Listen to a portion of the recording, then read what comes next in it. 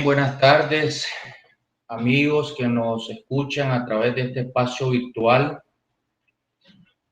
Primeramente que todo, solicitar a nuestro Creador que nos proteja ante esta peste que nos acecha, donde todos somos vulnerables, donde necesitamos la protección de nuestro Padre Celestial.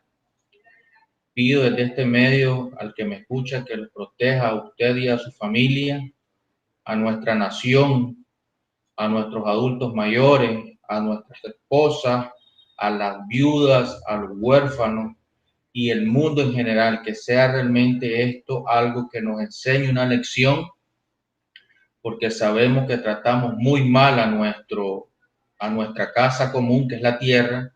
Por lo tanto, esperemos que esta lección la aprendamos y rectifiquemos nuestros errores como seres humanos. Bien, dicho eso, vamos a tratar el día de hoy de aprovechar esta hora virtual, reconociendo primeramente el aporte del Colegio de Contadores Públicos a la sociedad, hacia los empleadores, hacia los trabajadores, porque sabemos que hay mucha incertidumbre en todos los aspectos, en los aspectos financieros, en los aspectos laborales, en los aspectos de seguridad social. Por lo tanto, tanto el Colegio de Contadores Públicos como el suscrito hemos tratado de brindar ciertos elementos, herramientas jurídicas para que ustedes realmente tomen nota y puedan implementarla con el objetivo que a futuro no se vean inmersos en demandas administrativas ante el Ministerio del Trabajo o demandas judiciales en la vía de seguridad social en los juzgados laborales. De tal manera que vamos a dar ciertos elementos que esperamos les sean de mucha utilidad. Es importante considerar que esta peste, esta pandemia a nivel mundial, está demoliendo, está desintegrando nuestra economía, está desesperando a los líderes planetarios, desafía a los científicos de cómo contraatacar esta pandemia, atribula al mundo entero, que alrededor del mundo somos 7.700 millones. Por lo tanto, indiscutiblemente va a afectar a los 3.300 millones de personas trabajadoras. Es decir, que esta pandemia deja evidencia que son obsoletas nuestros sistemas actuariales, financieros y jurídicos, tanto de la materia laboral como de la materia de seguridad social. Es importante que ustedes manejen que a nivel mundial los seguros sociales actualmente están enfrentando una reducción en las reservas técnicas. ¿Por qué digo eso? Y que debe de ser de mucha preocupación. Ya sabemos que nuestro país vive una crisis de hace varios años y esto indiscutible impacta negativamente en las reservas técnicas del Seguro Social. Disminuye la cobertura de los cotizantes, se están perdiendo el empleo, otras personas entran a trabajar a tiempo parcial, se incrementan los ingresos por el pago de subsidios o pago de pensiones derivadas por la muerte, ya sea que sean por una enfermedad profesional o sea considerada como una enfermedad común, que es lo que vamos a tratar de dilucidar en la tarde de hoy. Es importante que para determinar si el COVID-19 es o no es una enfermedad profesional, se ordenen ciertos criterios necesarios para determinarla si la vamos a considerar como una enfermedad profesional o como una enfermedad común. Es decir, mis estimados amigos, que hay que tener en cuenta rigurosamente criterios que vinculen esa exposición de los factores de riesgos que resulta de la actividad laboral. Dicho eso, a manera de introducción, es importante también hacer referencia a lo siguiente. Al año 2018, nuestro sistema de seguridad social tenía alrededor de unos 42.000 a 45.000 accidentes de trabajo. Eso indiscutiblemente al día de hoy lo desconocemos por la cantidad de trabajadores que se han ido al desempleo. Indiscutiblemente a nivel mundial ha incrementado a 2.400.000 personas que fallecen a causa de enfermedades profesionales. Y en accidentes, alrededor de 380.000 personas perecen anualmente por accidentes laborales. Dicho eso, vamos a tratar el día de hoy hablar de cómo manejar de manera exitosa los derechos laborales y sociales en estos tiempos realmente que están en esta tribulación de esta pandemia a nivel mundial. Por lo tanto, nosotros vamos a dar algunos elementos de juicio para que sean considerados por ustedes. A la medida que yo vaya avanzando, si hay preguntas, ustedes las pueden hacer y con gusto las vamos a ir respondiendo. ¿Cuál va a ser la agenda en esta hora? Porque es un tiempo muy corto. Vamos a abordar 5 aspectos fundamentales, que ya lo dije al inicio. El objetivo del colegio ya sabemos que es brindar herramientas a la sociedad para realmente contrarrestar este problema del COVID-19. Un punto medular de esta charla va a ser los contratos a tiempo parcial. ¿Cómo está regulado por nuestro ordenamiento jurídico este tema de jornada discontinua, que muchas veces se malinterpreta, o jornada a tiempo parcial?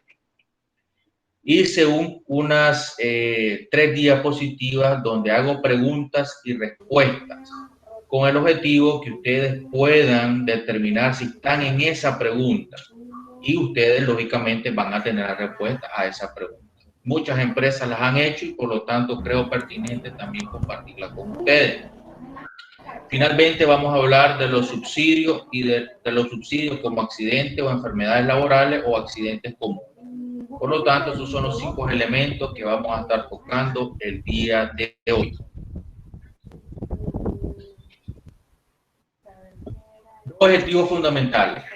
Que ustedes, los trabajadores, empleadores y público general, conozcan qué derechos tengo en materia laboral si estoy trabajando o qué derechos tengo si estoy cesante en materia de seguridad social, siempre en el contexto que nos atañe, que es la del COVID-19. Y el segundo objetivo es brindar recomendaciones pertinentes tanto en la materia laboral como en la materia de seguridad social para evitarse realmente procesos administrativos ante el Ministerio del Trabajo o procesos judiciales ante los juzgados de lo laboral y seguridad social. Por lo tanto, esos son los 2 objetivos que vamos a cumplir el día de hoy. No puedo hablar o entrar a la charla sin referirme primeramente qué es el marco que va a regular lo que vamos a conversar el día de hoy.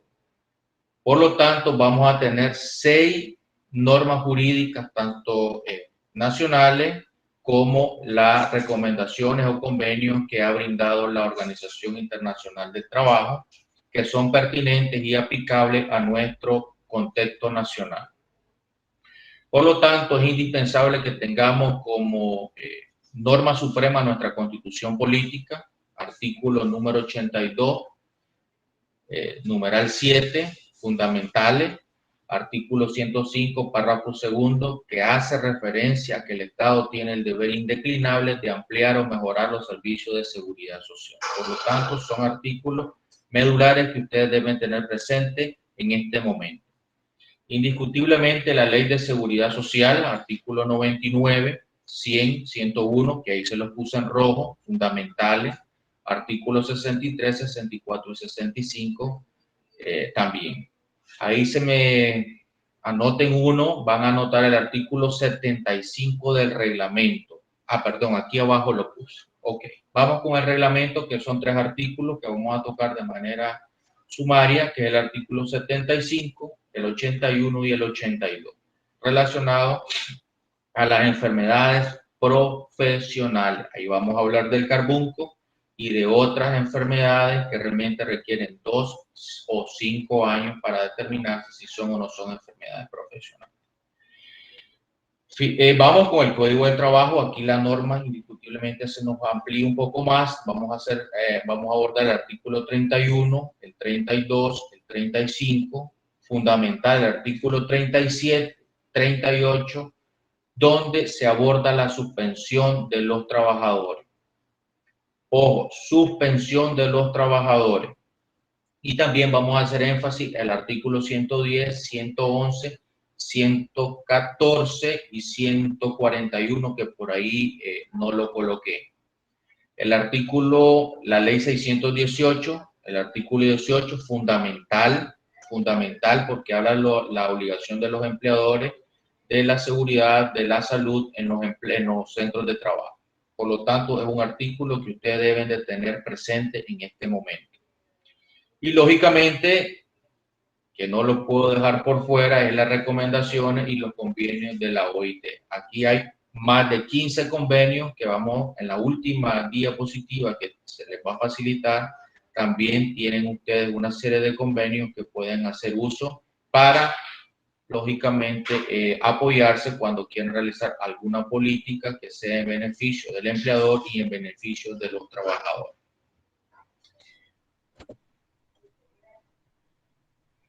Vamos a entrar el tema que nos interesa. Modificaciones contractuales en el contexto del COVID-19. En lo que respecta a este tema, es importante que ustedes manejen que hay que hacer indiscutiblemente en estas situaciones modificaciones o adendum, como se le conoce, pero dichas modificaciones deben tener un orden lógico.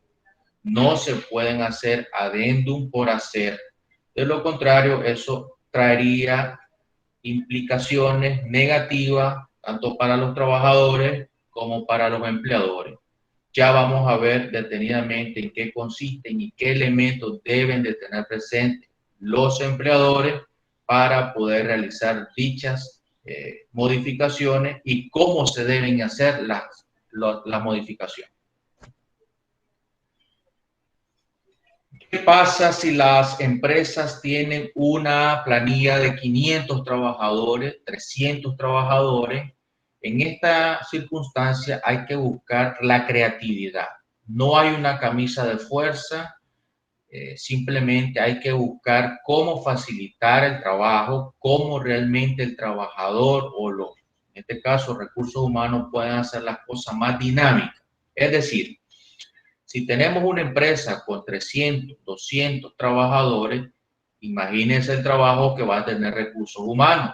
Entonces, en este caso, ¿qué se podría elaborar? Son consejos.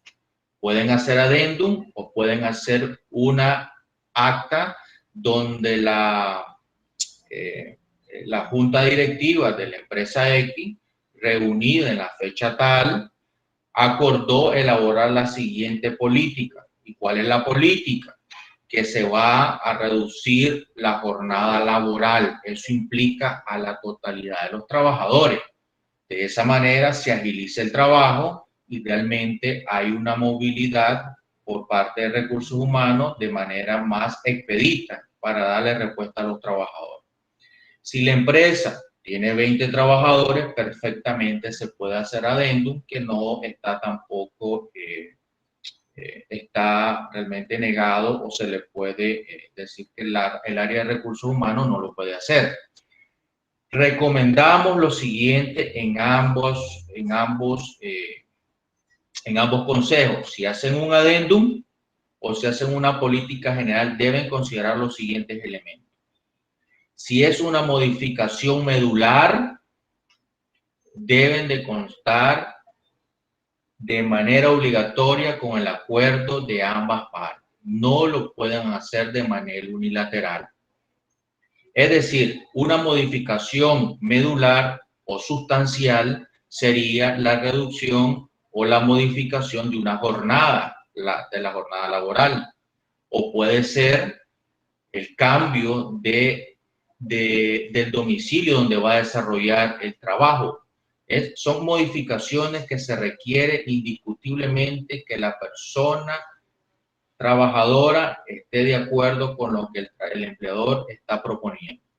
Dicho de esa manera, no lo puede hacer el empleador de manera unilateral.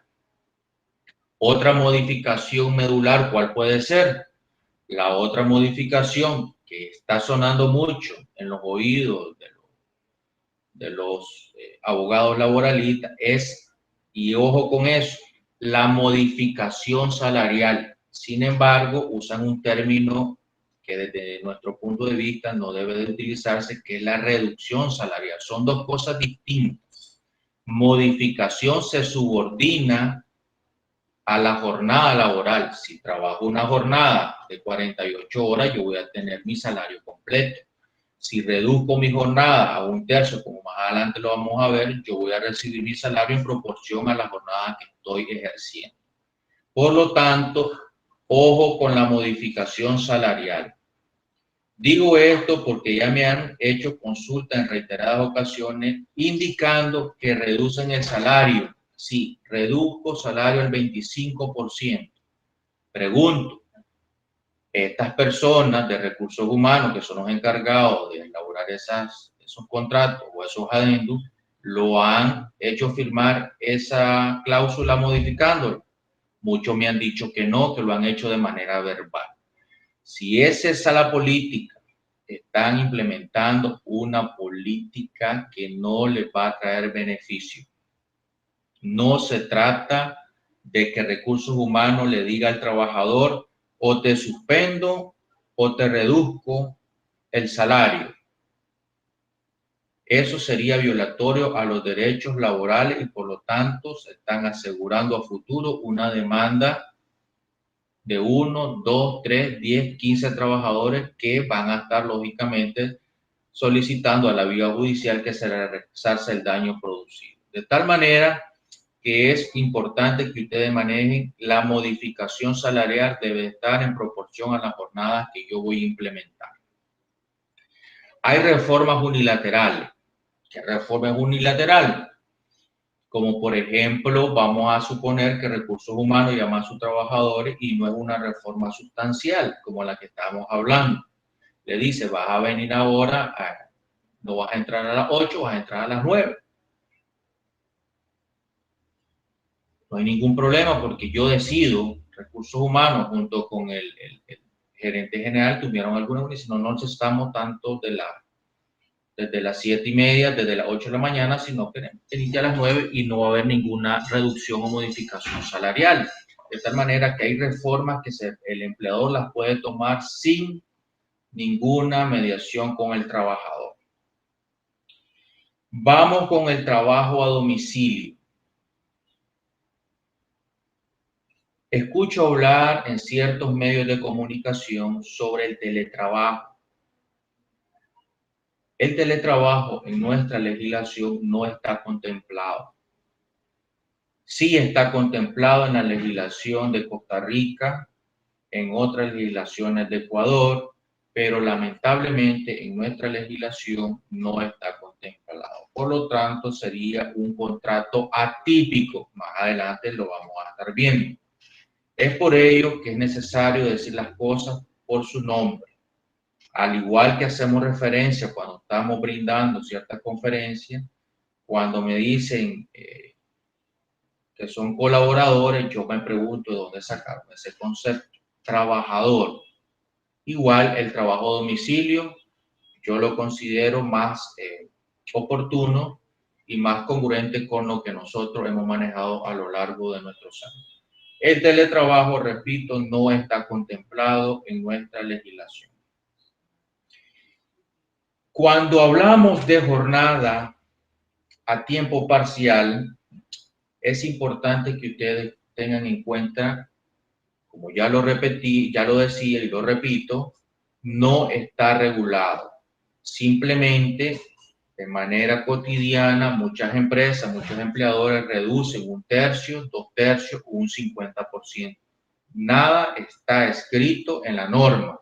Simplemente podemos, de conformidad a nuestra posibilidad económica, reducir 1/3, 2/3 o un 50% de la hora.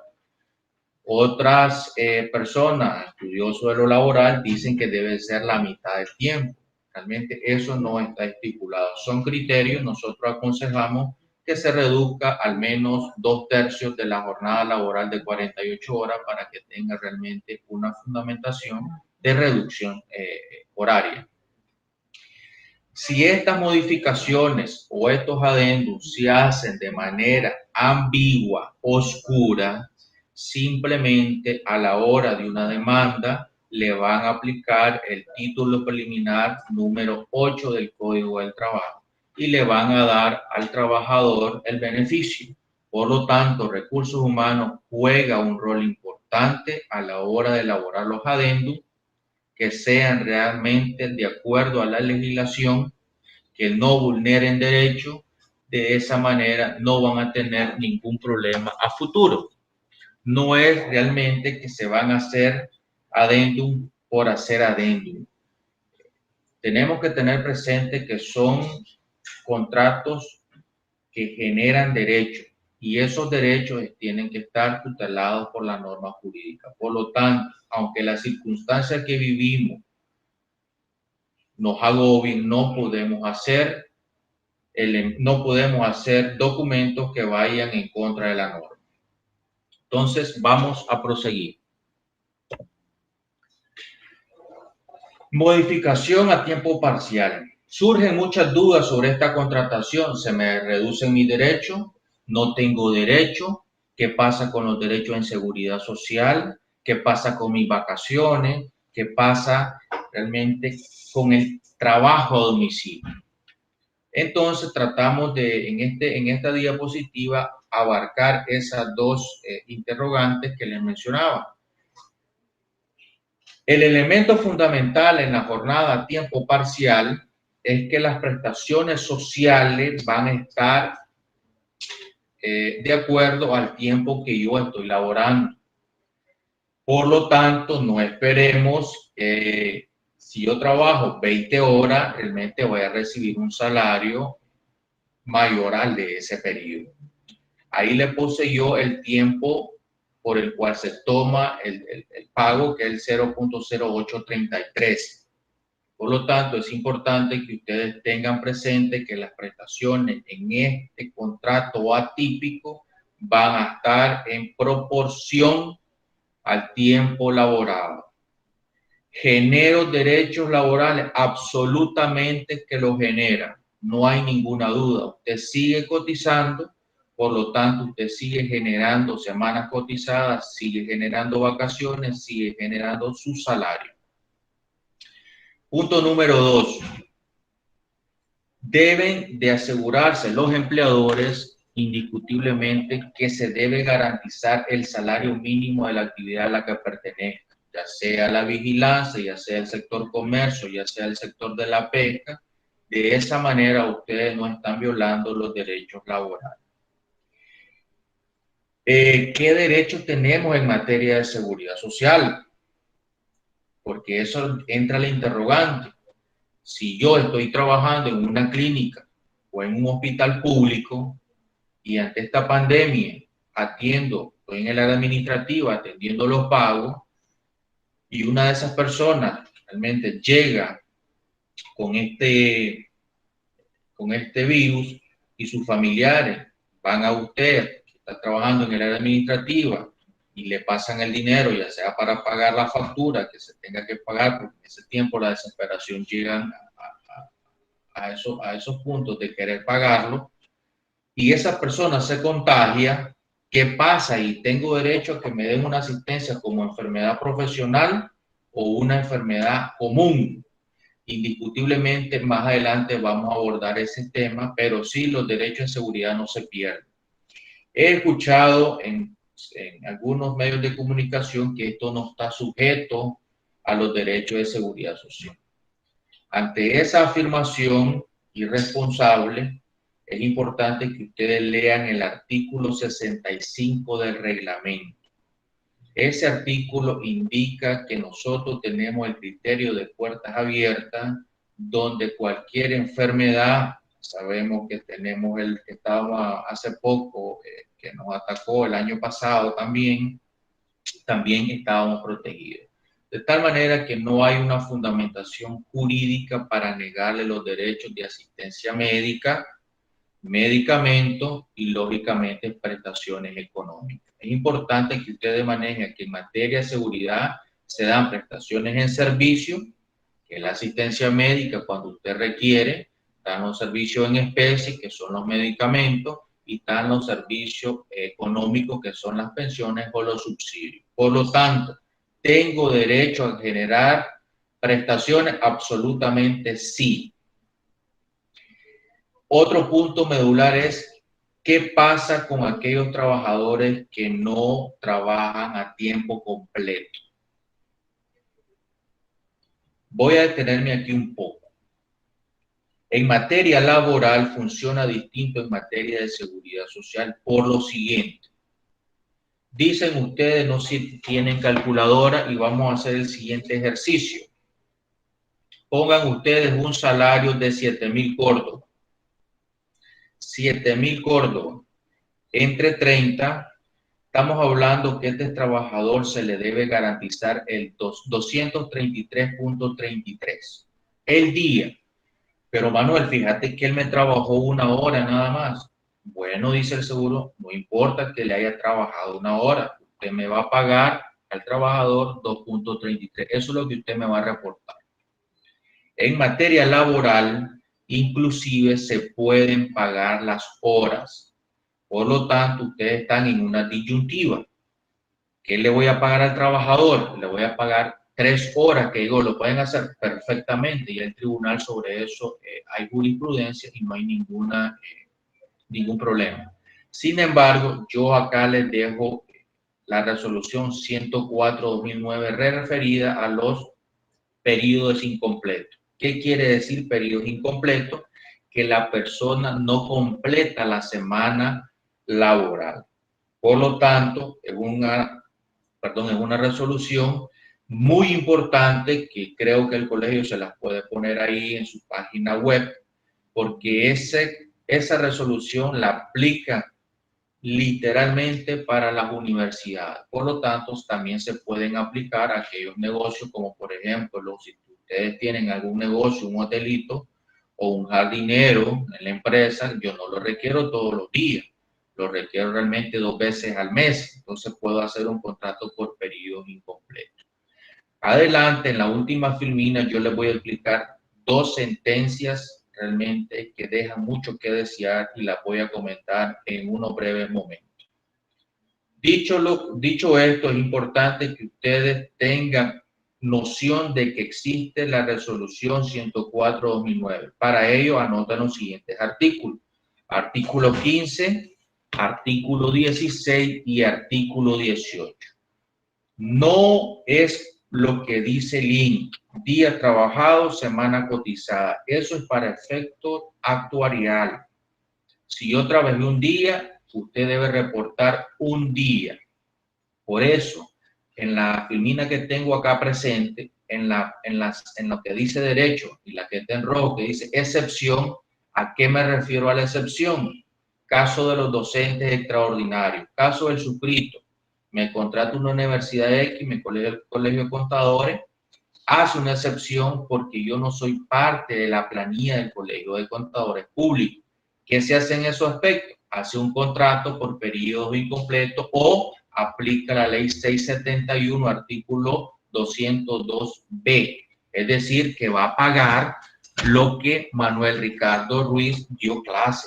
Dio clase 4 horas, 4 horas va a pagar. De tal manera que no es la regla general, sino que es la excepción. Es importante que en esto de la modificación de contrato a tiempo parcial tengan presente lo siguiente. Trabajo extraordinario se puede compensar.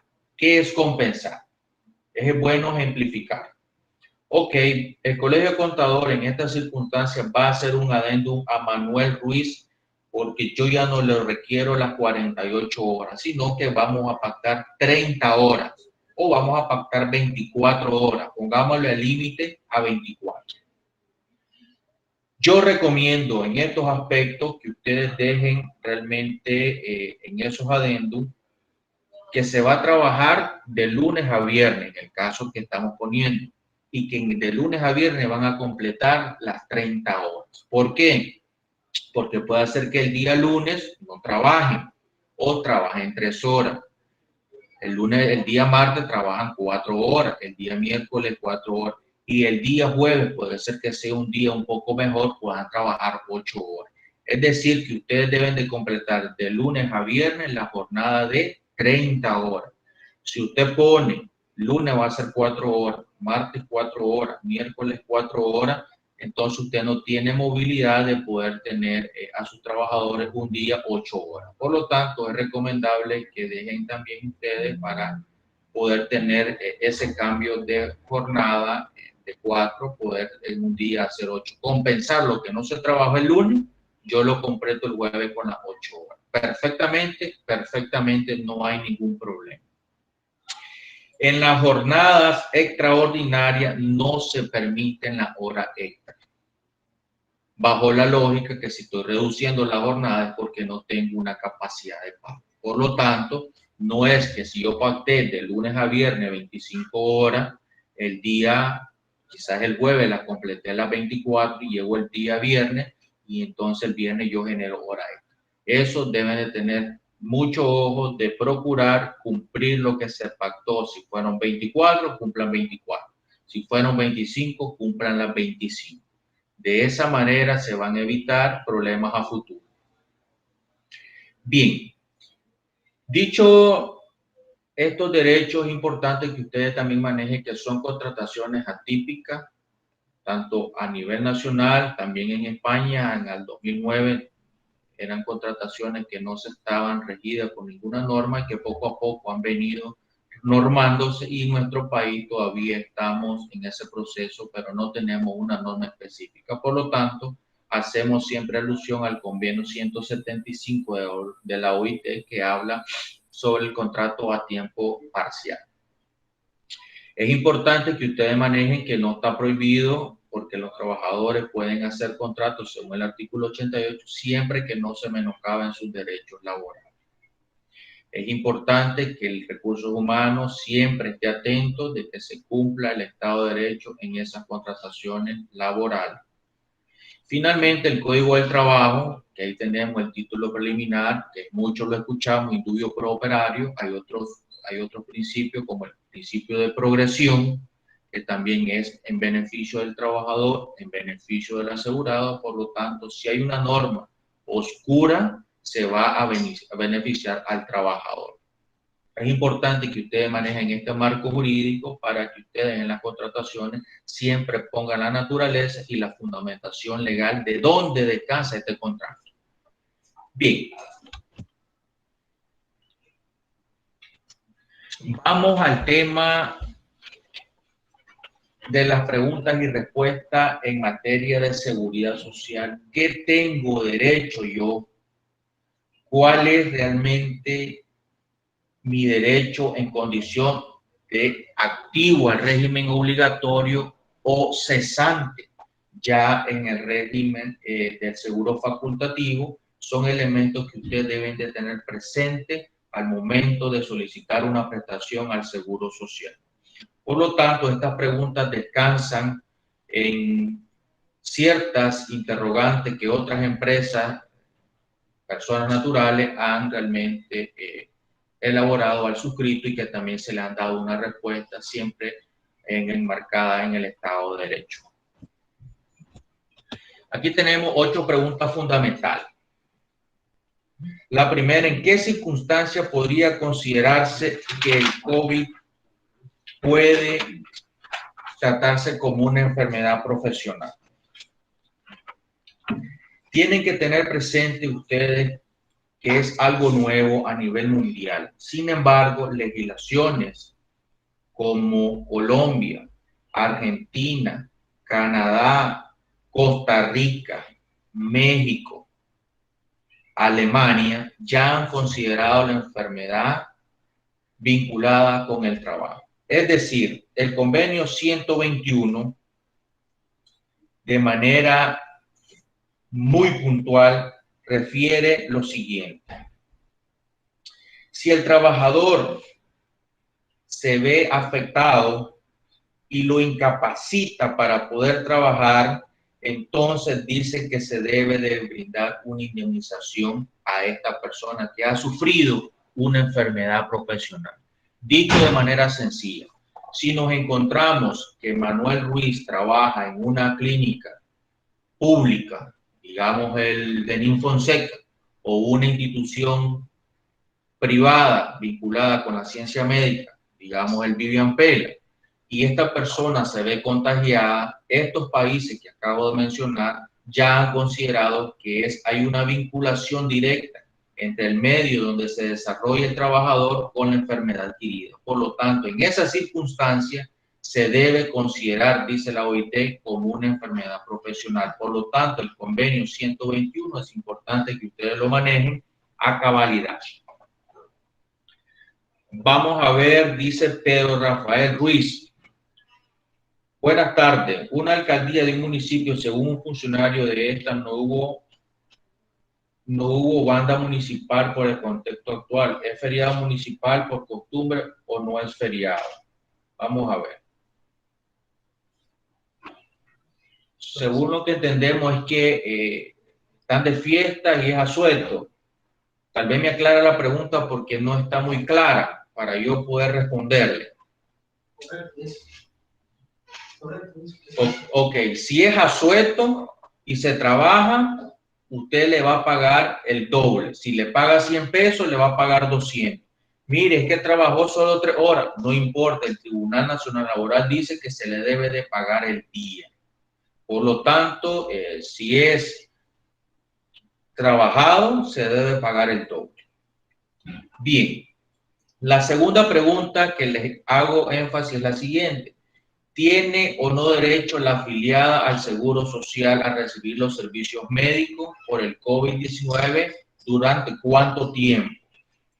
Recuérdense ustedes que las prestaciones que genera el Seguro Social son de 3 tipos, por eso se las puse así en rojo: servicios médicos en especie, prestaciones farmacéuticas y prestaciones económicas. Por lo tanto, de conformidad sobre el artículo 99 y 100 de la Ley de Seguridad, artículos 73, 75 y 76 del reglamento, la persona en su calidad de afiliada activa del IMSS tiene derecho a plenitud a recibir los servicios médicos de cirugía, hospitalización, durante el tiempo que se termine conveniente. Es decir, puede estar de subsidio hasta por 52 semanas, prorrogable por otros 52 semanas.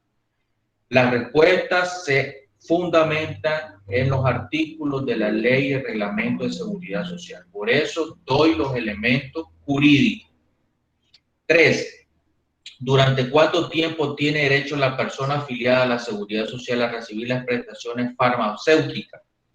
Es importante, repito, de conformidad con el artículo 73 del reglamento, tiene derecho a recibir los medicamentos que sean necesarios. El artículo 73 del reglamento de manera clara lo refiere. Por lo tanto, debe y puede solicitar las prestaciones médicas y las prestaciones, en este caso, de medicamento sin ninguna restricción.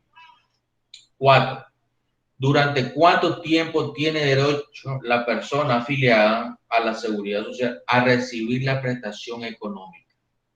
Es decir, cuando hablamos de prestación económica, yo le puse aquí entre paréntesis subsidio.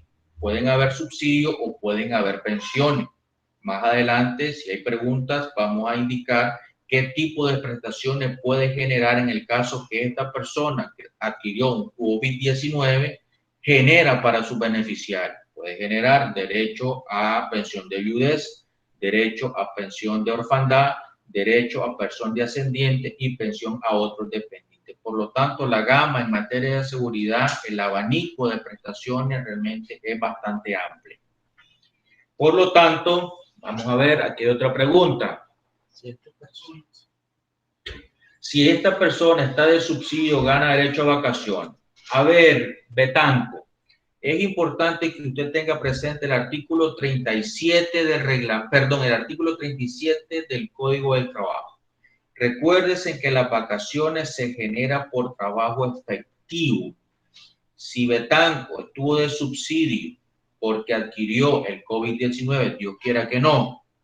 Voy a ponerme yo un ejemplo, que Manuel adquirió el COVID-19, ¿yo genero vacaciones? Absolutamente no, porque hay una suspensión y por lo tanto, mientras yo esté suspenso, yo no genero ningún tipo de vacaciones. La vacación se genera única y exclusivamente por trabajo efectivo. Sobre ese aspecto hay varias sentencias que ya el tribunal ha emitido. Por lo tanto, la respuesta es no. No genero vacaciones mientras esté de subsidio. Bien, ¿durante cuánto tiempo tengo derecho a recibir subsidio? Repito, el artículo 99, 100, artículos 75 y 76. El artículo 75 del reglamento es fundamental, es crucial en esta respuesta. Puede generarse desde el primer día. Me detengo acá, mis estimados escuchas, por lo siguiente. Con mucho pesar, el día de ayer que estábamos tratando nosotros de darles elementos a ustedes, me puse a leer 3 sentencias. 2 de ellas dejan mucho que desear. Lamentablemente, la sentencia, 2 sentencias que ustedes se las voy a compartir en esta presentación, fueron emitidas por el Tribunal Nacional Laboral. Y me refiero a esa pregunta que está ahí, la número 4. ¿Por qué? Porque el tribunal emitió una sentencia en enero y una sentencia en marzo. Una es la 40 y la otra es la 179. Ambas referidas a una persona que sufrió un accidente de trabajo y de manera equivocada, de manera errada, de manera antijurídica, sentencian al empleador bajo la norma de la ley 539. No es posible que a estas alturas ese poder judicial referido al tribunal emite una sentencia donde fundamenta su argumento jurídico, para que la redundancia, bajo una ley que fue derogada en el año 2008 por la Corte Suprema de Justicia, declarada inconstitucional. Digo esto porque ordenan al empleador pagar el periodo de carencia. Mis estimados escucho, en los riesgos profesionales no existe periodo de carencia. Se paga a partir del primer día. Manuel sufrió un accidente. Manuel, a partir del primer día va a recibir subsidio. ¿Quién va a pagar el primer día? Lo va a pagar el empleador porque ahí surgió el accidente. A partir del día siguiente lo paga el INS. Por lo tanto, yo se las voy a compartir, no lo digo yo, lo dice el tribunal, deben de pagar periodo de carencia.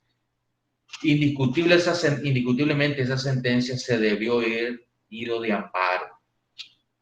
No sé qué pasó con los abogados en ese momento, pero no acudieron de amparo y por lo tanto es una sentencia firme que causa efectos negativos y antijurídicos. Más adelante vamos a hablar detenidamente sobre la sentencia.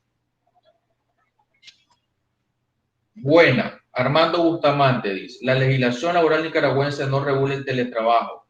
Entonces, ¿qué garantía tiene el empleador trabajador ante una eventual demanda laboral cuando ni siquiera se establece esta modalidad en un reglamento interno de trabajo? Recordémonos que no se puede aplicar medidas disciplinarias que no se encuentren expresamente establecidas en el reglamento interno de trabajo. Bien, Armando, ante esa pregunta es fundamental que usted tome en consideración lo siguiente. Al hacer contratos atípicos, no es que no se pueda realmente elaborar esos contratos. Simplemente el artículo 88 de la Constitución Política nos establece que podemos elaborar contratos. Esos contratos deben de enmarcarse en la legislación laboral, es decir, que no deben violentar derechos fundamentales derechos mínimos en materia laboral. Por lo tanto, es importante, repito, que se aplique el convenio 175, que se apliquen legislaciones, en este caso podemos tomar de ejemplo la legislación de Costa Rica. ¿Y qué garantías tiene el trabajador? Las garantías van a estar de conformidad a lo elaborado, en este caso por el área de recursos humanos, que debe dejar establecido claramente cuáles van a ser las nuevas funciones, cuál va a ser la jornada que va a cumplir este trabajador. Dicho a manera de ejemplo, si Armando Bustamante va a trabajar de lunes a miércoles en el Colegio de Contadores y los jueves y los viernes va a trabajar en su domicilio, entonces se tiene que dejar establecido en ese adendum que en ese tiempo de 8 a 12 de la mañana que Armando Bustamante va a estar en su casa, esa persona tiene que estar bajo la subordinación. Ojo con esa palabra.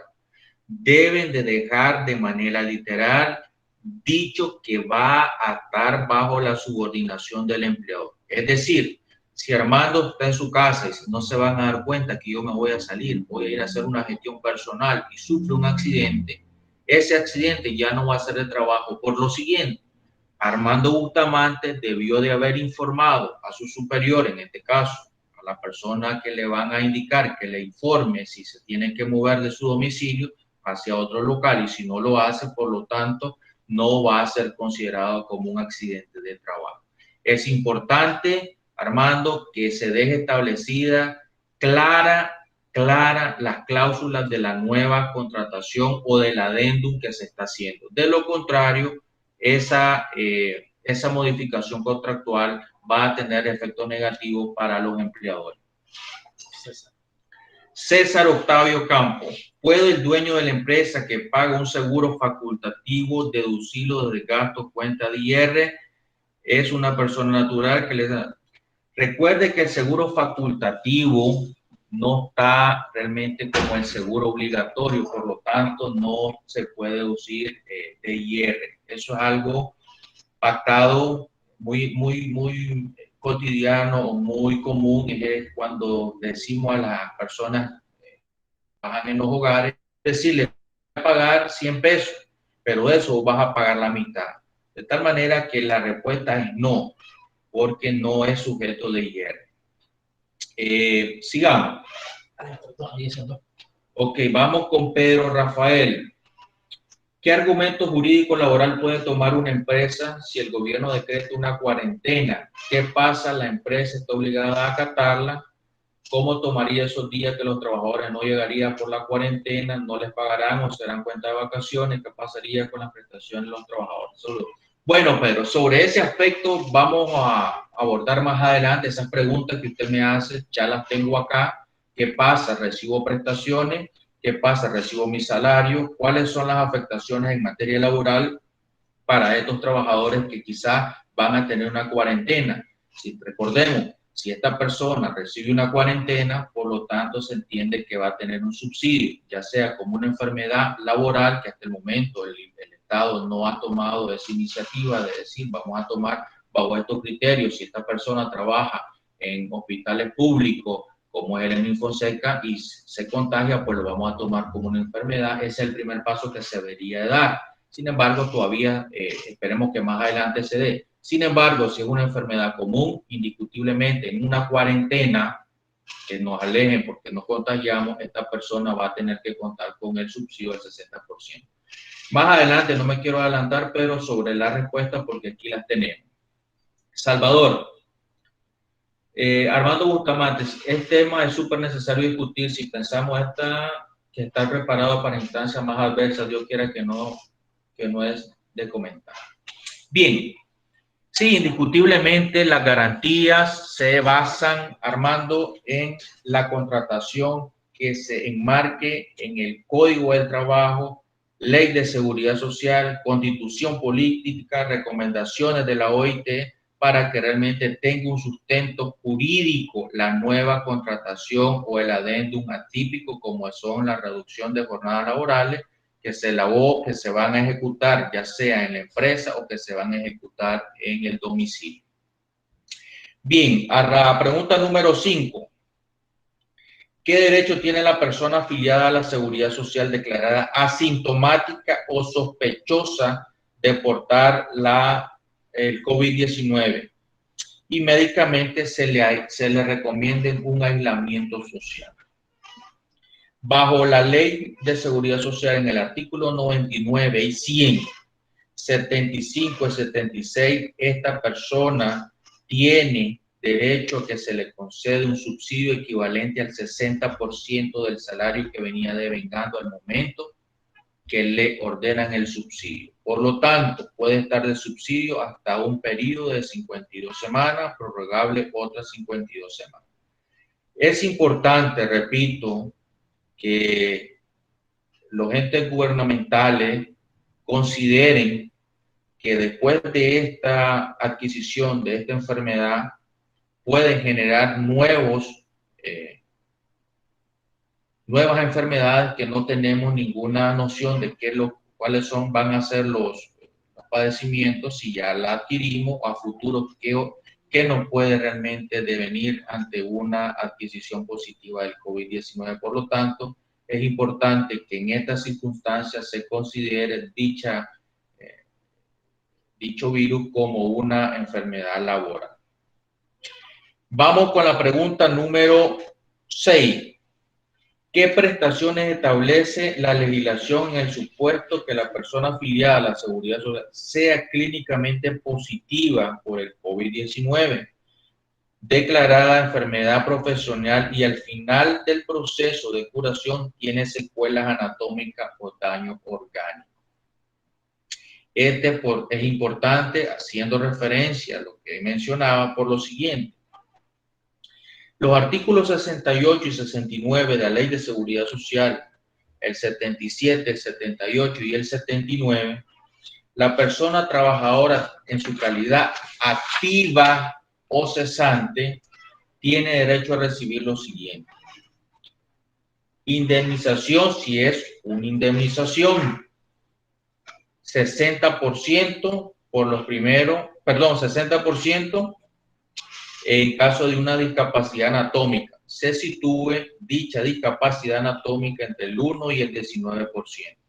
No genero pensión si estoy en el rango del 1 y el 19%. Genero una indemnización basada en el artículo 78 y 69 que nos van a pagar 60 mensualidades, 5 años. No genero prestaciones de pensión. Simplemente se me paga de una sola vez y sigo mi vida laboral. 2. Puedo generar una pensión de carácter parcial, una pensión de discapacidad parcial. En ese caso, estamos situados entre el 20 y el 66%. En ese caso, ya sería sujeto de una prestación económica parcial. Y finalmente, puede suceder que esta persona quede discapacitada totalmente y va a recibir a partir del 67 al 100% una discapacidad total. Podemos adherir que en esta persona quedó muy mal de salud y puede realmente generar una ayuda asistencial basado en el artículo 40 de la ley y 86 del reglamento. Eso se llama gran discapacidad o discapacidad agravada. Por lo tanto, esperemos que no lleguemos a esos límites donde realmente requiramos de otras personas para poder realizar las actividades cotidianas que hacemos día a día. Vamos con la pregunta número 7. ¿Genero derecho, en el caso de fallecer el asegurado, a un subsidio de funeral? Que es muy común. Dice, si yo me muero, me dan un ataúd. En estas circunstancias, si la persona fallece, tiene derecho a recibir o un subsidio o un servicio. Si es el servicio, le van a dar el ataúd. Si esta persona ya tenía contrato con alguna funeraria y tiene su ataúd, pues perfectamente puede solicitar ante el INS un subsidio económico, donde se regula el subsidio funerario, basado en el artículo 61 al 63 del reglamento, vinculado con el artículo 70 de la Ley de Seguridad Social. Por lo tanto, si tenemos amigos que nos demos cuenta que fallecieron por este virus, podemos indicarle a los familiares que tienen derecho al subsidio o al servicio. Todo va a estar en dependencia de la causa del fallecimiento, ¿verdad? Si es por el COVID, ya sabemos que van a ordenarlo que se entierre de manera inmediata. Por lo tanto, cabría en este caso la solicitud del subsidio económico ante el INE. Vamos con la pregunta número 8. ¿En qué circunstancia la persona afiliada a la Seguridad Social fallece? No, en la circunstancia, perdón, que la persona afiliada a la Seguridad Social fallezca por causa del COVID-19, que sea declarada enfermedad profesional, ¿qué derechos le asisten a los beneficiarios del causante fallecido? Importante, si la persona que está activa en el régimen de seguridad social o está cesante, o no solo que esté activa, puede estar cesante y que haya acumulado un mínimo de 250 semanas, o artículo 44 del reglamento. Si la persona está activa, va a generar 4 derechos. Puede generar derecho a la pensión de viudez, a la viuda mayor de 45 o a la viuda menor de 45 años. Si la viuda o la compañera de vida es menor de 45 años, le van a dar una pensión de viudez por el tiempo de 2 años. Si en ese periodo la viuda se vuelve a casar o se vuelve a juntar con otra persona, se le va a dar se le va a garantizar un periodo de 12 meses de una sola vez y se cancela la pensión. Si la viuda es mayor de 45 años al momento del fallecimiento del causante, se le va a dar una pensión vitalicia con la garantía que esta persona debe estar siempre soltera. Si esta persona se junta nuevamente o se casa, la pensión se suspende. Segundo derecho, genera derecho a los huérfanos, pensión de orfandad. Si hay hijos menores de 15 años, a estos hijos se les va a conceder una pensión de orfandad sin ningún requisito. Si el hijo es mayor de 15 años y un día, ya le van a solicitar las notas, en este caso ya sea del colegio o de la universidad, para demostrar que ha estudiado con aprovechamiento, es decir, que ha pasado su año escolar. Si no lo cursa de manera satisfactoria, como dice la norma, se le suspenderá ese año y por lo tanto el año siguiente no va a tener ese beneficio hasta que realmente transcurra el año. ¿Qué otro derecho genera la persona fallecida? Genera pensión a los ascendientes, es decir, las madres, los padres que dependan económicamente del causante, indiscutiblemente se le va a dar una pensión como ascendiente y perfectamente puede solicitarla al INS. ¿Qué otro derecho genera el causante fallecido en el contexto del COVID-19? Si la persona fallece, va a generar también pensión de ascendencia. Pensión a otros dependientes. ¿Qué quiere decir eso? Si yo tengo una persona que dependa de mí y que no sea familiar, por ejemplo, una tía mayor de 60 años o inválida, yo perfectamente le genero el derecho. En este caso, la persona que aunque no sea familiar, puede solicitar ante el INS la pensión de otro dependiente basado en el artículo 72 del reglamento. Por lo tanto, este es el primer bloque de preguntas, considerando que se determine el COVID-19 como una enfermedad profesional. Este es el primer supuesto. Vamos al siguiente supuesto referido a que el COVID sea considerado como una enfermedad común que hasta el momento es lo que nos pertenece, porque no hemos escuchado ninguna pronunciamiento si la enfermedad se va a tomar como una enfermedad laboral o como una enfermedad común. Por lo tanto, aquí viene otro bloque de preguntas que la vamos a tratar de hacer un poquito más rápida porque el tiempo nos apremia. ¿En qué circunstancias se podría considerar como considerarse el COVID-19 como una enfermedad común? Es algo muy sencillo y de lógica.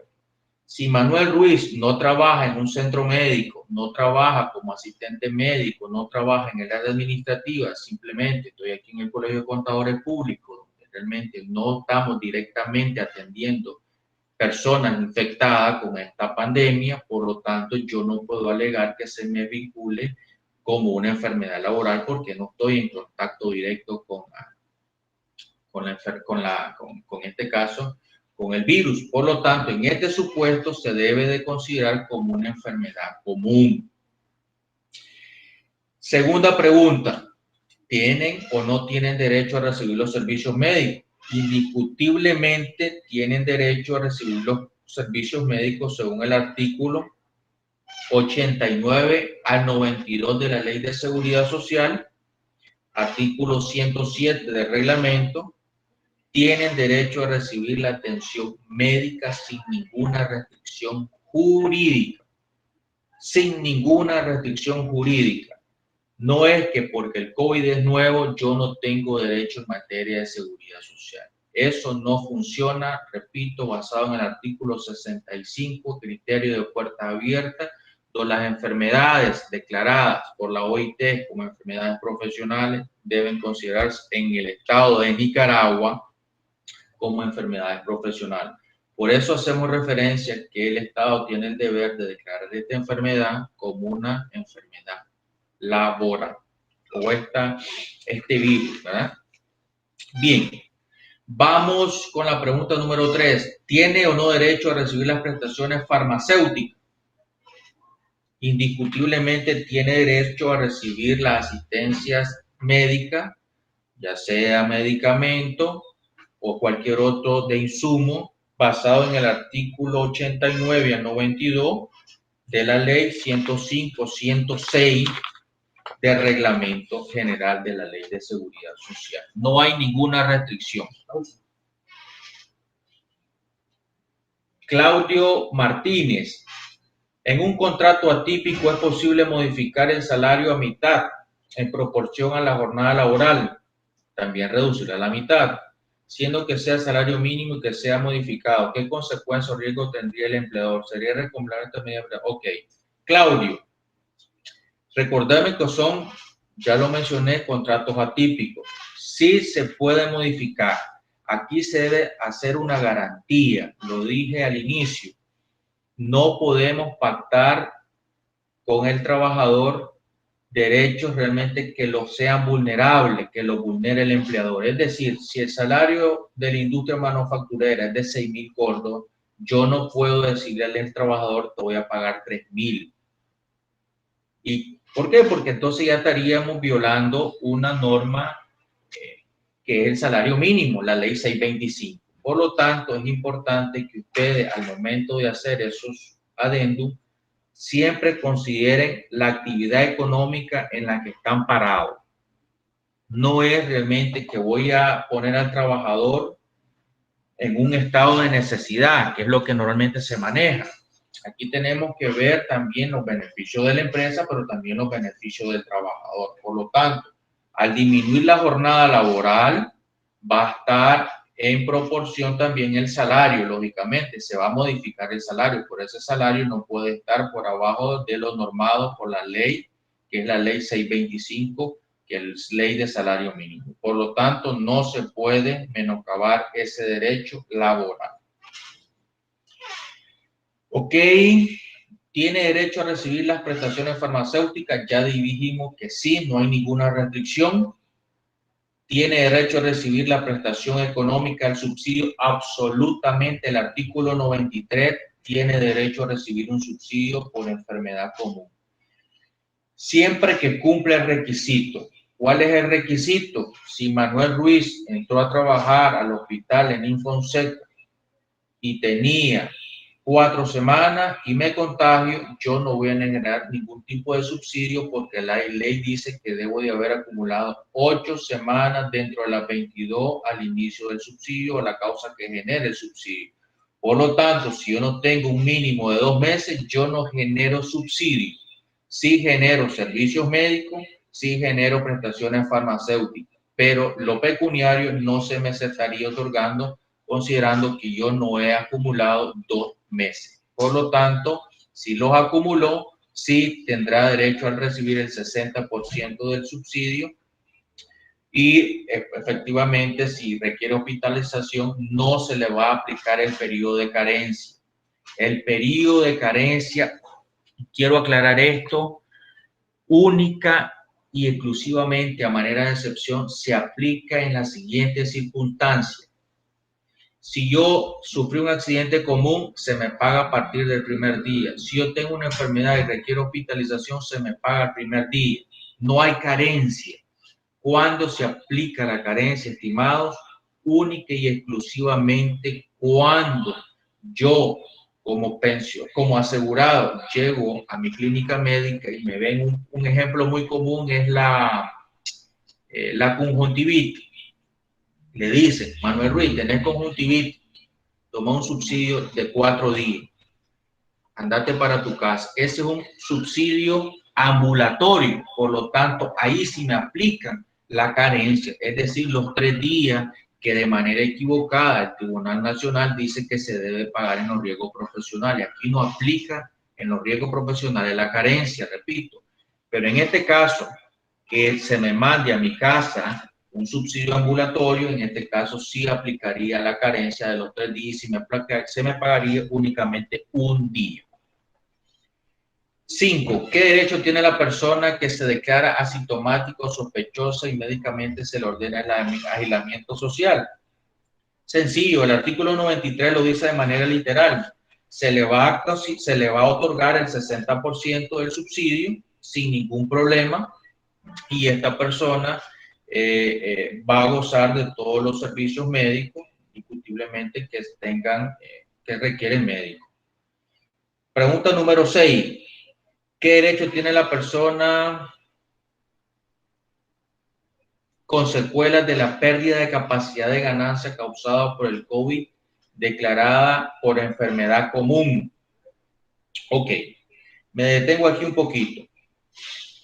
Tiene que cumplir indiscutiblemente el artículo 37 de la Ley de Seguridad Social, artículo 42 y 44 del reglamento.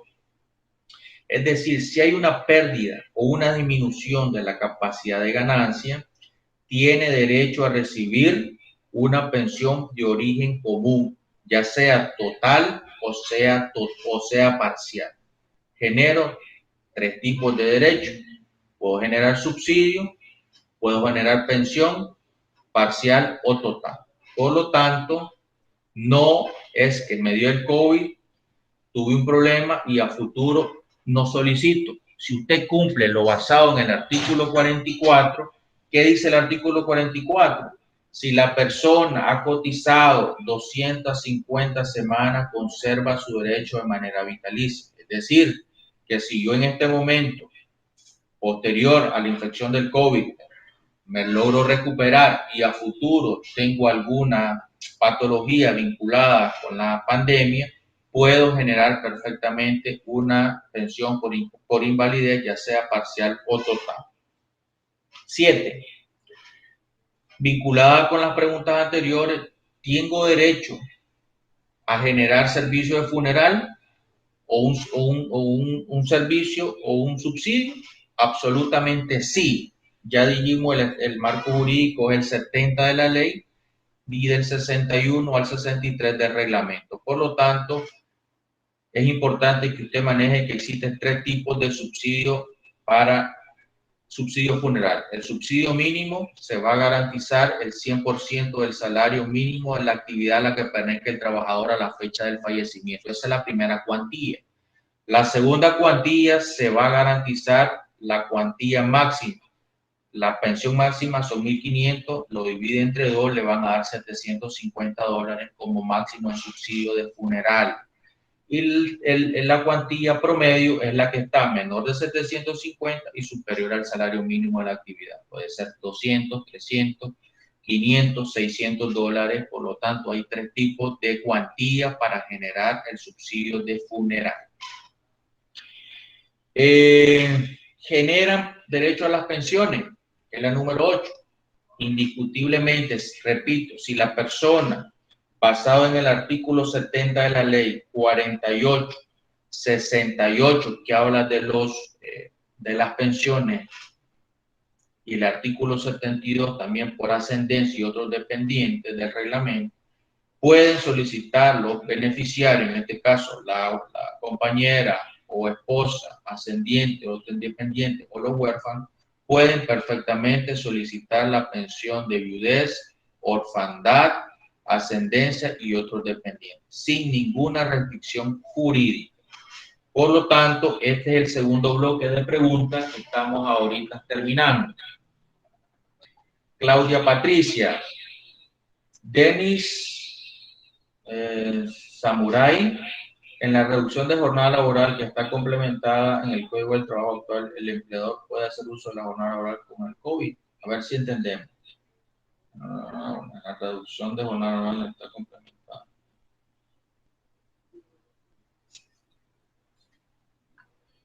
Ok. Recuerden que lo que acabo de decir al inicio, esta es una contratación o una modificación atípica. Nuestra legislación no regula la jornada a tiempo parcial. No está regulada.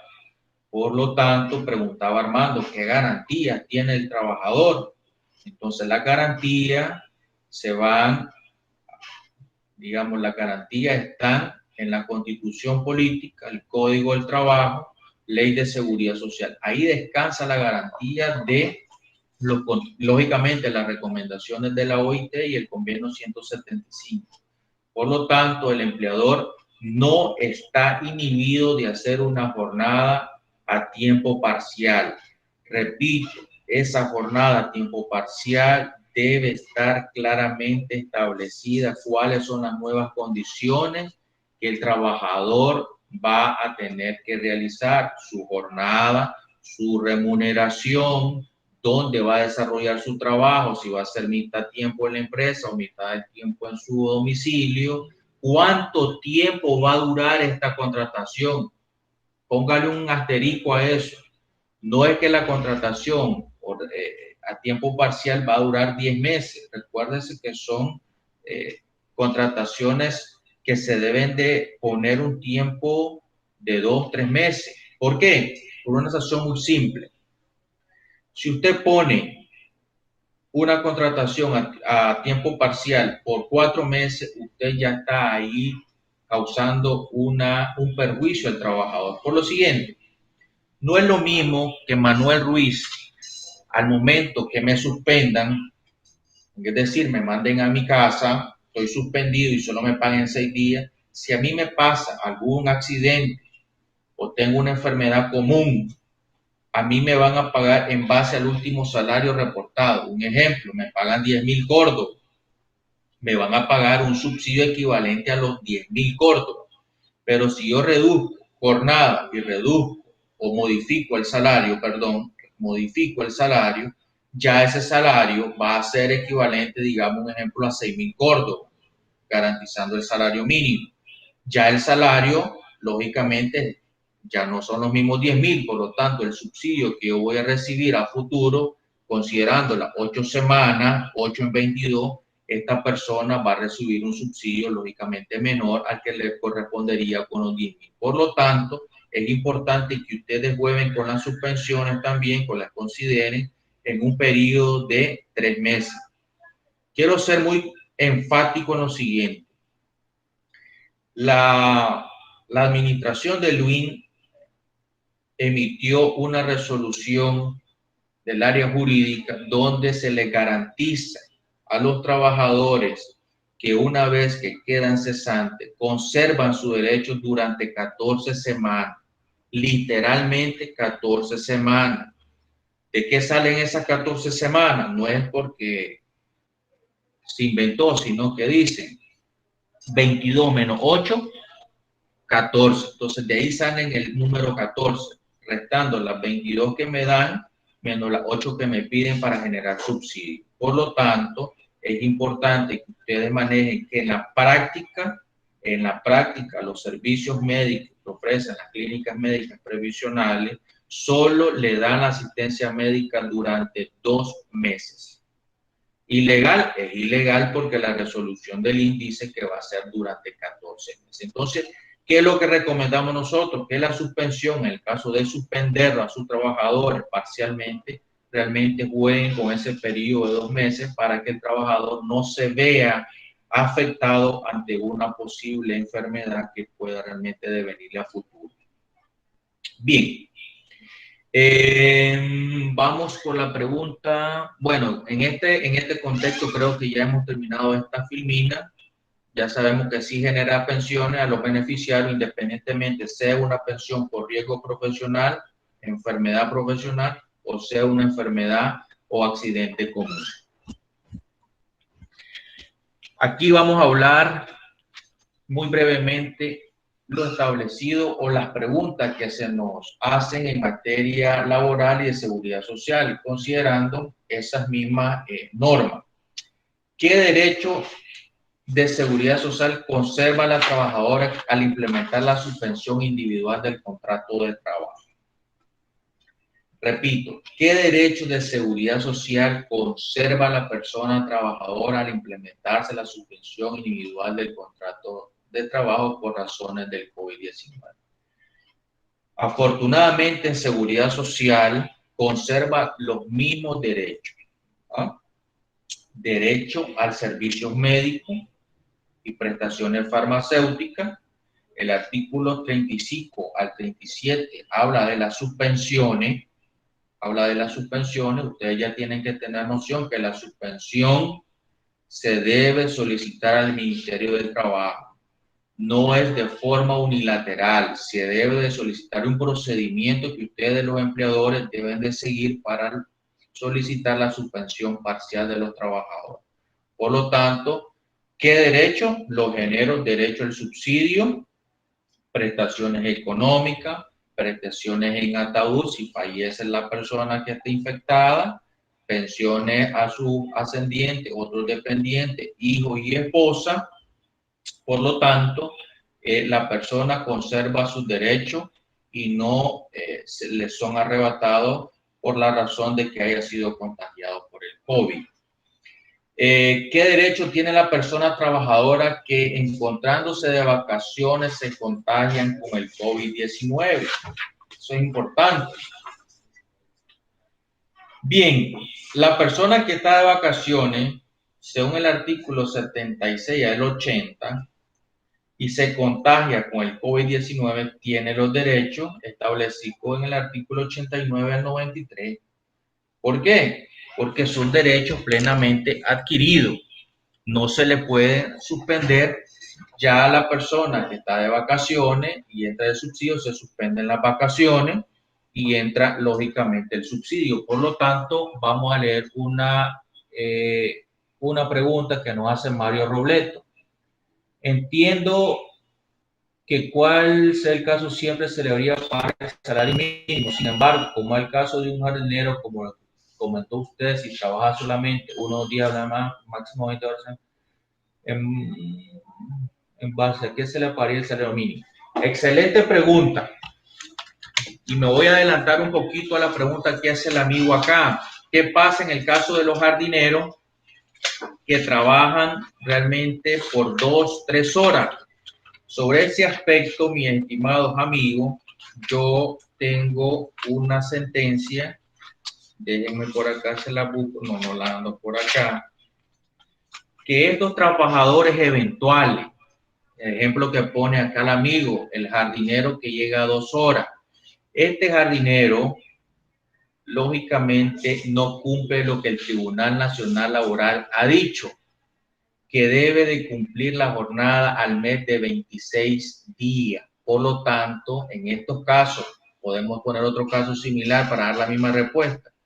En el caso de los trabajadores que atienden un evento, caso de los meseros, caso de un hotel, que es muy famosa la sentencia, que la voy a poner ahorita. De tal manera que estos trabajadores eventuales no generan ningún tipo de prestaciones laborales. Simplemente se le paga su salario. Eso es ratificado por el Tribunal Nacional Laboral, que ahí les voy a dar su sentencia ahorita en unos breves momentos. Por lo tanto, la respuesta es, mi estimado, usted le puede pagar las horas que él trabaja, repito, en materia laboral, en materia de seguridad social, es otra forma de reportar al INE. Ya hablábamos de los periodos incompletos, que es lo que ustedes deben realmente de aplicar en estos casos de los trabajadores que llegan 2 o 3 días para que estén protegidos. Por lo tanto, en materia laboral, mi estimado, usted perfectamente puede pagarle por hora a ese jardinero que llegó 5 horas y está permitido. Por lo tanto, no genera ningún tipo de prestaciones laborales y está exento, pues, que el empleador de pagarle prestaciones, vacaciones ni nada por el estilo. Bien, sigamos con la siguiente pregunta. ¿Qué consecuencias genera la modificación salarial?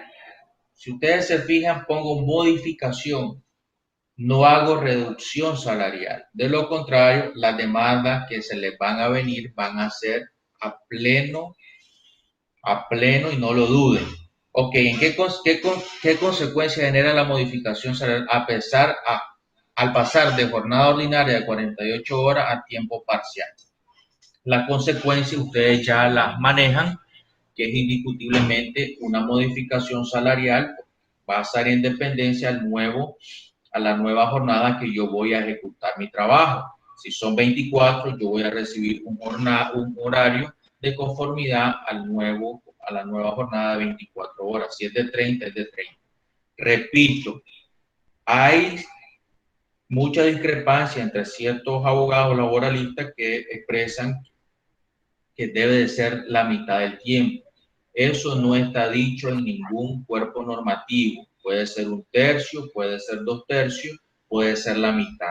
Todo está en dependencia de la capacidad financiera de la empresa, de decir cuánto es el tiempo que él puede pagar con la nueva jornada laboral.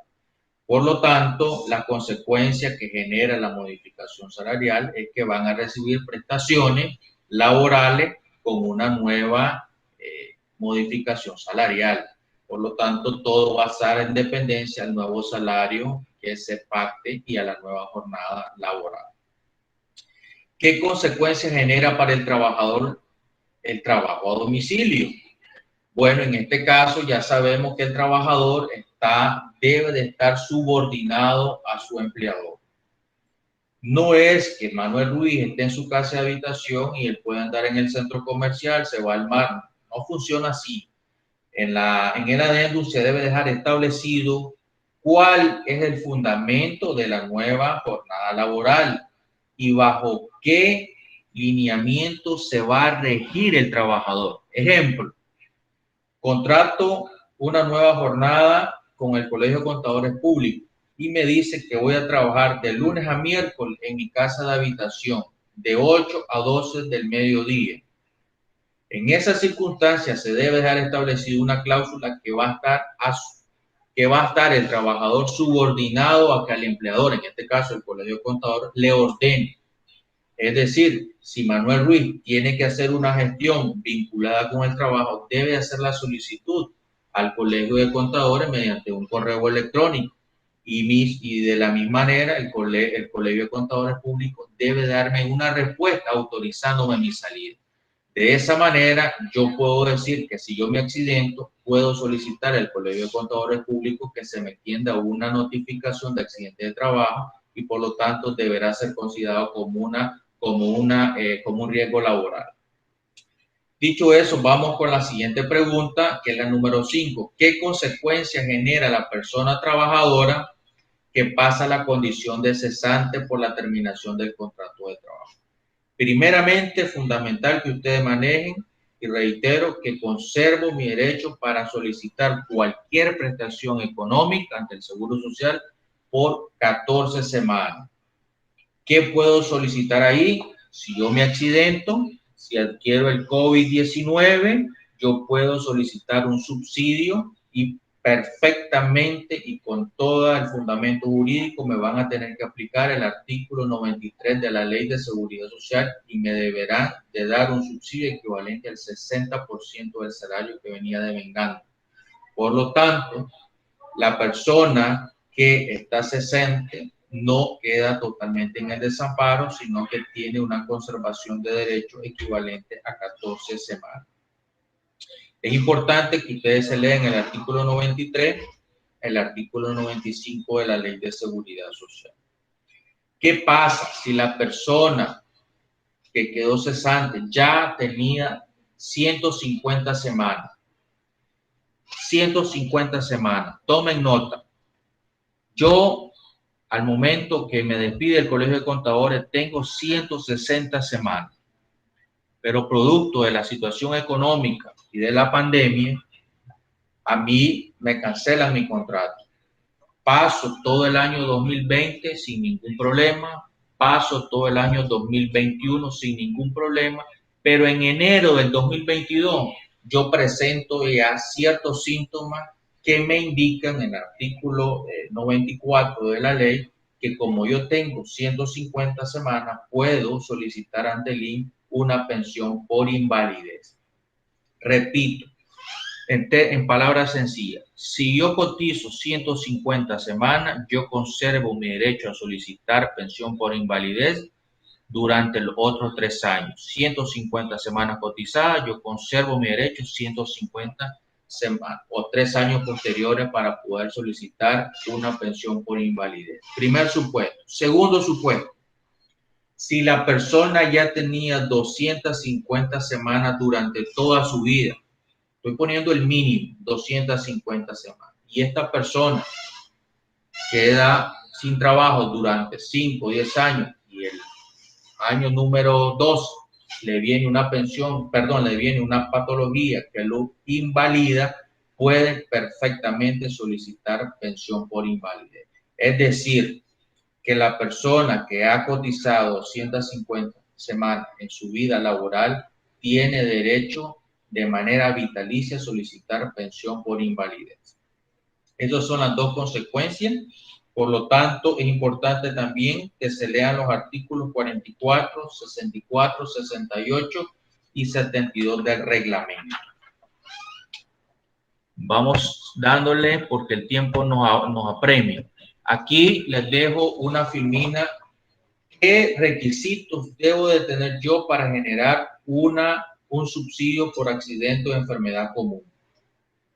Ya lo he venido mencionando, debo tener acumulado 8 semanas dentro de las 22 anteriores a la fecha que me genere el subsidio. Si yo no tengo 8 semanas cotizadas, es decir, no tengo 2 meses, yo no puedo ir a solicitarle al INS que me dé subsidio. Debo haber cotizado de manera obligatoria 2 meses. Repito, subsidio. Sí me dan la asistencia médica, sí me dan los medicamentos. No me dan el subsidio económico. Quedé cesante, yo conservo mi derecho a solicitar prestaciones económicas durante 14 semanas. 3.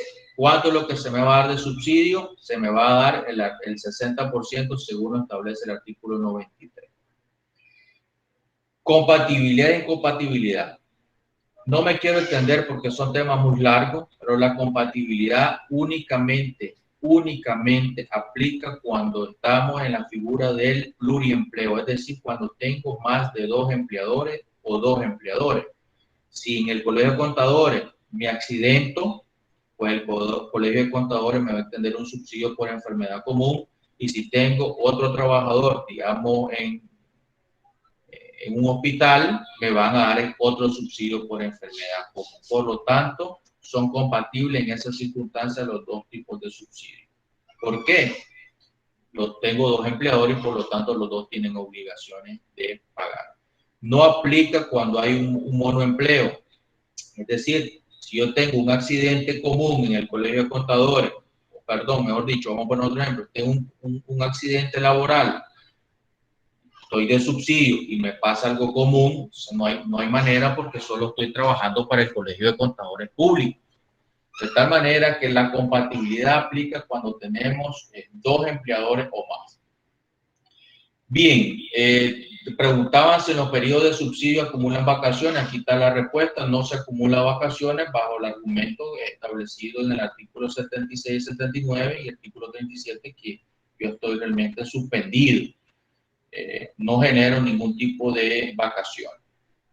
Sospecha de subsidio común, sede de origen laboral. Eso esperemos que alguna política del INSS establezca que si la persona adquirió este COVID-19, ¿en qué circunstancia la adquirió? Si lo adquirió estando en un hospital ejerciendo sus funciones de médico, asistente quirúrgico, asistente administrativo, área administrativa, por lo tanto ahí debería dársele una sospecha, una enfermedad laboral.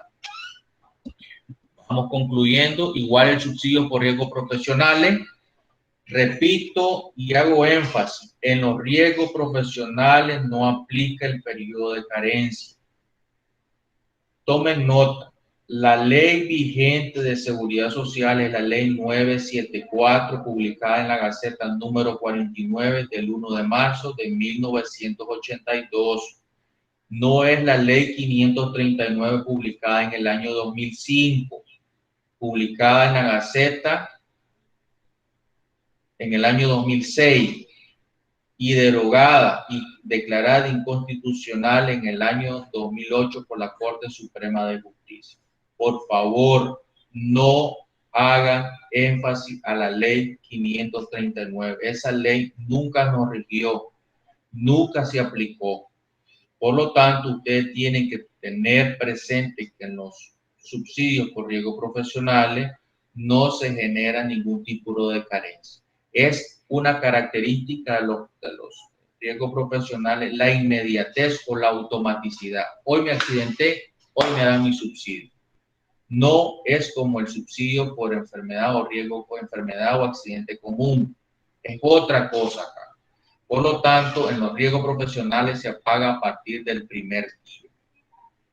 Igual, tiene la conservación de derecha vitalicia. ¿Por qué vitalicia?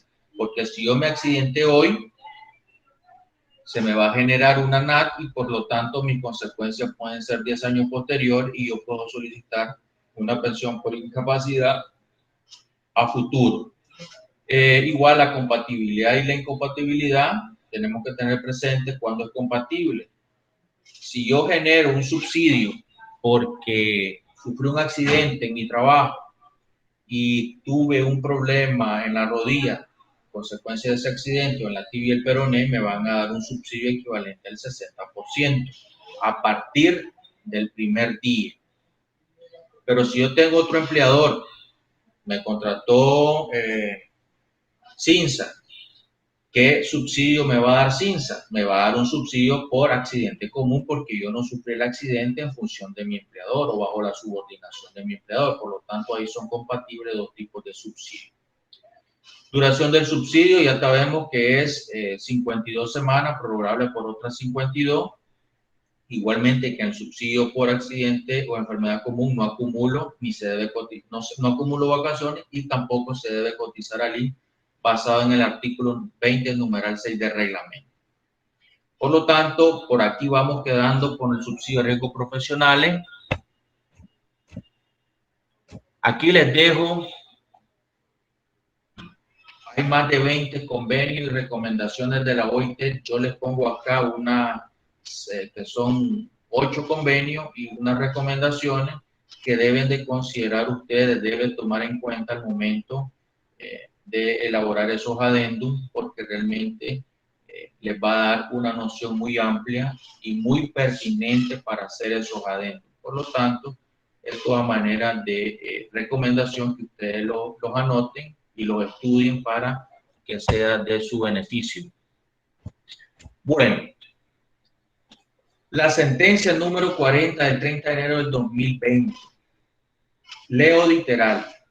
Siendo evidente que el INE, en caso de una enfermedad o accidente común, produzca en el asegurado una incapacidad para el trabajo, pagará el 60% del salario del demandante, siendo la única obligación del empleador garantizar la totalidad de los salarios de los salario los primeros 3 días, y lo ponen en grande ellos, en mayúscula, por el periodo que dure el subsidio.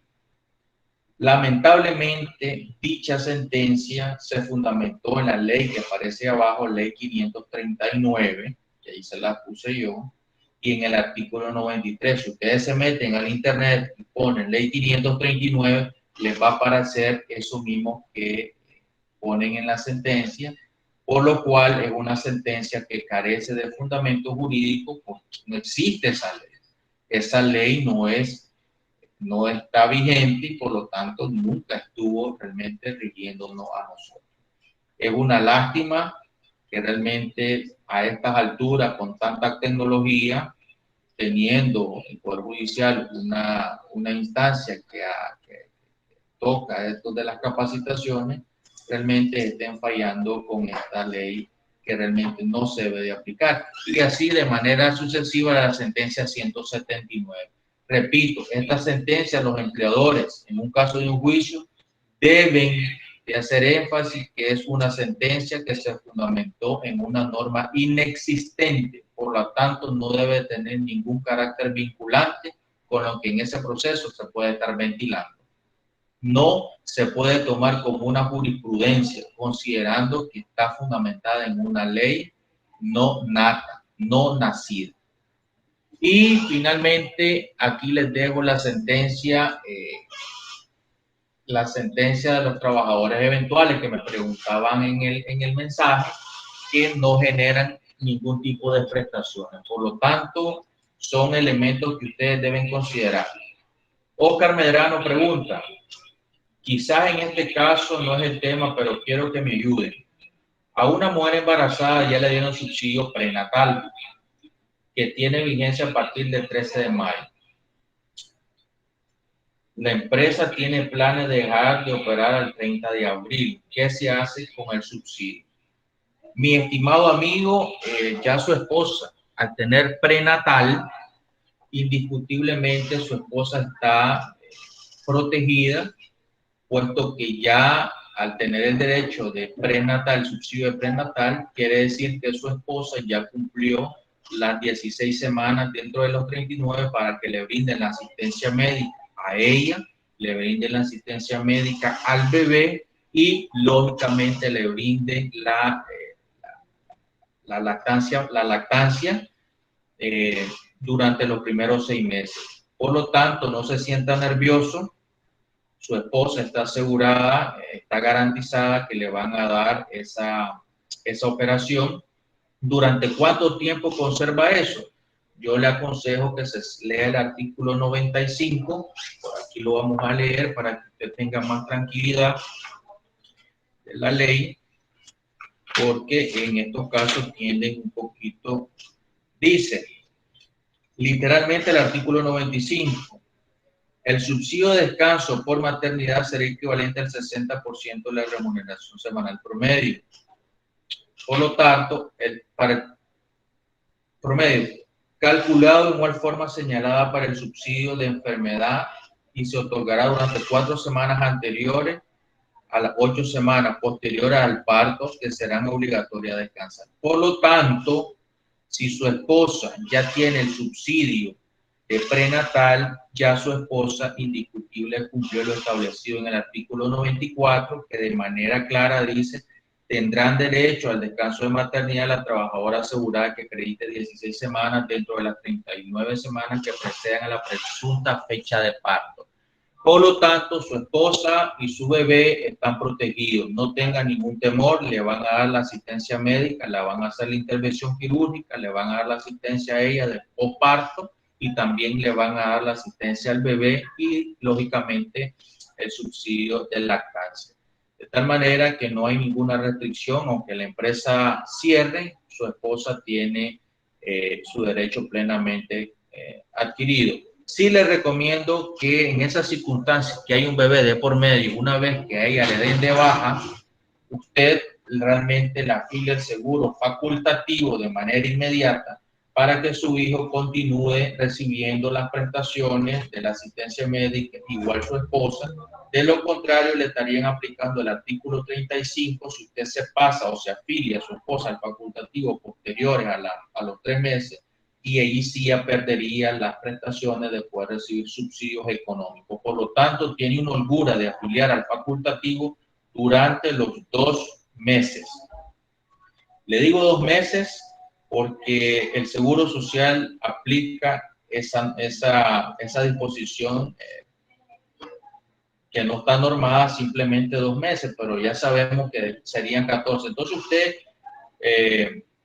afíliela dentro de los 2 meses para evitarse que su esposa pierda esos derechos para, en el caso que tenga algún problema, pueda solicitar subsidios económicos. De tal manera que por ahí nosotros vamos quedando por el tiempo, nos entendí un poquito más. Esperemos que esta charlita realmente sea de beneficio para ustedes, puedan tomar esas notas de las suspensiones, evitando a toda costa la cancelación de los contratos, considerando que eso no sería la última opción, pero esperamos que haya sido de su utilidad. Esperamos compartir nuevamente otros elementos que ustedes puedan tener de interés, ya sean subsidio de lactancia, subsidio, pensiones, lo que ustedes tengan a considerar, bien se lo pueden hacer saber al colegio, y de esa manera nosotros podemos realmente acoplar a sus necesidades alguna nueva charla. Por lo tanto, esperamos que Dios nos tenga misericordia de nosotros, esperemos que haya servido esta charla y que realmente podamos salir victoriosos de esta pandemia que todos nos tiene en muchas zozobras. Dios los bendiga, muchísimas gracias, hasta pronto.